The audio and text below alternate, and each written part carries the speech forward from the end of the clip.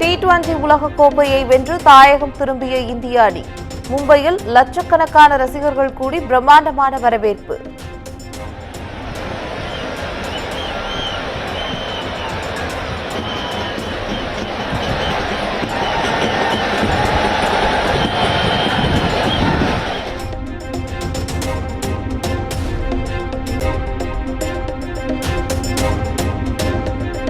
T20 உலகக் கோப்பையுடன் திறந்தவெளி வாகனத்தில் இந்திய அணி வீரர்கள் வெற்றி பேரணி. மரைன் டிரைவ் சாலையில் குவிந்த லட்சக்கணக்கான ரசிகர்கள் ஆரவாரத்துடன் நெகிழ்ச்சி மிகு வரவேற்பு.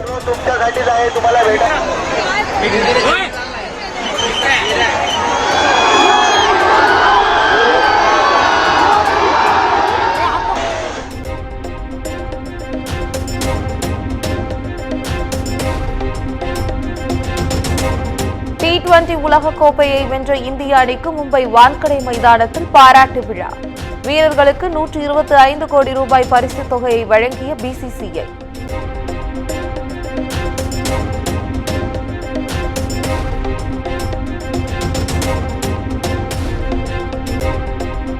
இந்திய அணியை வரவேற்க மும்பை மரைன் டிரைவ் சாலையில் குவிந்த லட்சக்கணக்கான ரசிகர்கள். கூட்ட நெரிசலில் சிக்கி காயமடைந்த 10க்கும் மேற்பட்டோர் மருத்துவமனையில் அனுமதி.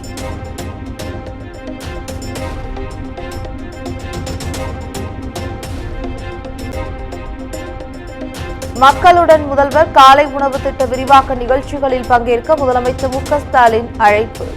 அனைத்து கட்சி எம்பிக்கள் மற்றும் MLA-க்களுக்கு கடிதம்.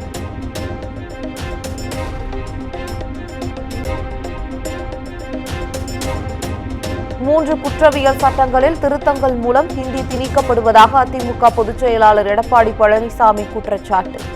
சென்னை உயர்நீதிமன்றம் எதிரில் அதிமுக வழக்கறிஞர்கள் அணியினர் இன்று ஆர்ப்பாட்டம்.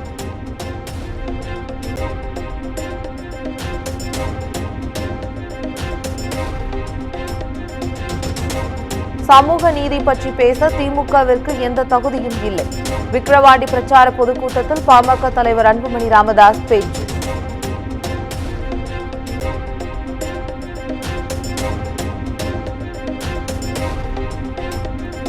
விக்கிரவாண்டி இடைத்தேர்தலில் அதிமுகவை சேர்ந்தவர்கள் பாமகவுக்கு வாக்களிப்பார்கள் என பிரச்சார பொதுக்கூட்டத்தில் ஓ பன்னீர்செல்வம் நம்பிக்கை. மக்களை பணத்தை கொடுத்து விலைக்கு வாங்க திமுக திட்டமிட்டிருப்பதாக அமமுக பொதுச் செயலாளர் TTV தினகரன் பேச்சு.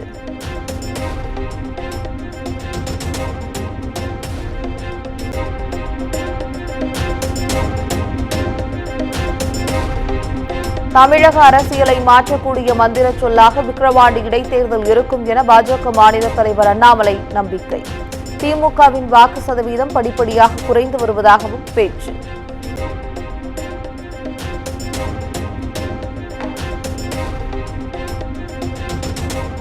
விக்கிரவாண்டி இடைத்தேர்தலுக்கான வாக்குப்பதிவு இயந்திரங்களில் சின்னங்களை பொருத்தும் பணிகள் தீவிரம். தேர்தல் ஆணையம் தகவல்.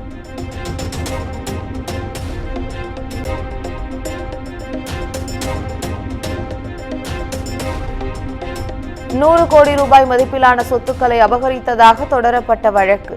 இடைக்கால ஜாமீன் கோரி தாக்கல் செய்த அதிமுக முன்னாள் அமைச்சர் MR விஜயபாஸ்கர் மனு மீது இன்று தீர்ப்பு.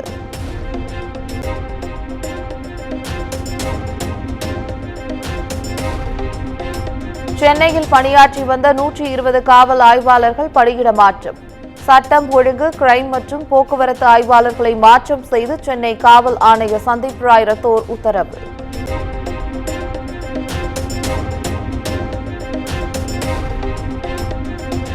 கிருஷ்ணகிரி அணையில் இருந்து முதல் போக பாசனத்திற்காக இன்று முதல் தண்ணீர் திறப்பு. வரும் நவம்பர் 11ஆம் தேதி வரை மொத்தம் 130 நாட்களுக்கு தண்ணீர் திறக்க தமிழக அரசு உத்தரவு.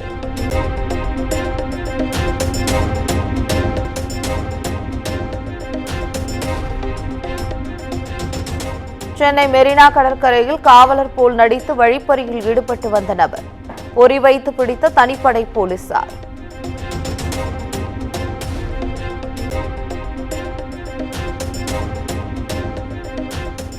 தென்காசி மாவட்டம் சங்கரன்கோவில் தாலுகா அலுவலகத்தில் தற்காலிக பெண் ஊழியருக்கு பாலியல் தொல்லை.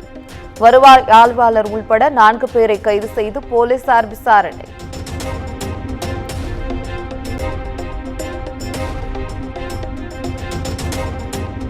ராமநாதபுரம் மாவட்டம் தொண்டி பேரூராட்சியில் லஞ்சம் வாங்கிய செயல் அலுவலர் உள்பட 3 பேர் கைது.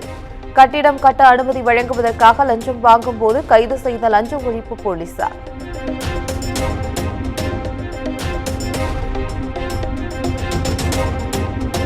பாரிஸ் ஒலிம்பிக் போட்டிகளில் பங்கேற்க தேர்வாகியுள்ள இந்திய வீரர் வீராங்கனைகளுக்கு பிரதமர் மோடி வாழ்த்து.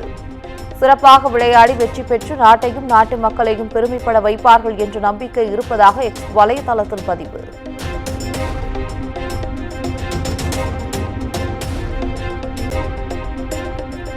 டெல்லியில் கட்டுமான தொழிலாளர்களை சந்தித்து கலந்துரையாடிய எதிர்க்கட்சித் தலைவர் ராகுல் காந்தி. தொழிலாளர்களின் எதிர்காலத்தை பாதுகாப்பது நமது பொறுப்பு எனவும் பேட்டி.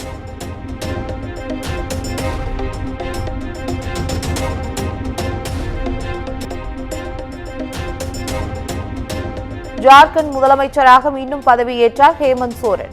வரும் ஜூலை 8ஆம் தேதி நம்பிக்கை வாக்கெடுப்பு நடைபெறவுள்ளதாக அறிவிப்பு.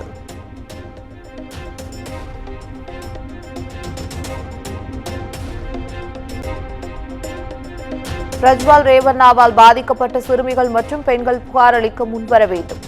பாதுகாப்பு கொடுப்பதாக கர்நாடக மாநில மகளிர் ஆணையம் உறுதி.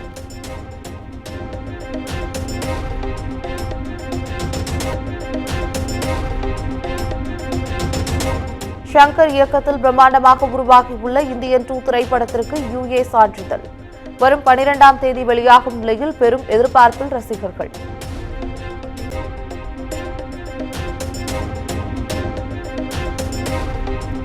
லோகேஷ் கனகராஜ் இயக்கத்தில் ரஜினிகாந்த் நடிக்க உள்ள கூலி திரைப்படத்தின் படப்பிடிப்பு இன்று தொடக்கம்.